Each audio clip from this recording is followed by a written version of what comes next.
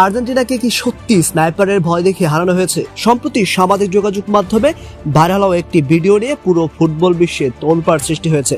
ভিডিওতে দেখা যায় ম্যাচ চলাকালীন স্টেডিয়ামের ছাদে সরাসরি রাইফেল তাক করে দাঁড়িয়েছিল বেশ কয়েকজন স্নাইপার। আর ম্যাচ শেষে আর্জেন্টিনার অধিনায়ক লিওনেল মেসিকে বারবার উপরের দিকে তাকিয়ে কাঁদতে দেখা যায়। ছড়িয়ে পড়া ভিডিওর দাবি অনুযায়ী মেসি নাকি আগে থেকে জানতেন যদি ভালো খেলে জেতার চেষ্টা করেন তবে তাদের উপর হামলা হতে পারে। আর এই গোপন আতঙ্কের কারণেই নাকি কোনো সতীর্থকে বিষয়টি না জানে মেসিরা মাঠে নিজেদের স্বাভাবিক ফুটবল খেলতে পারেনি, যার কারণে ম্যাচটি হেরে মাঠ ছাড়তে হয় আর্জেন্টিনাকে। ম্যাচ চলাকালীন মূল ক্যামেরায় বিষয়টি সেভাবে না আসলেও গ্যালারিতে থাকা দর্শকদের মোবাইলে ধরা পড়ে ছাদের উপর স্নাইপারদের অবস্থান।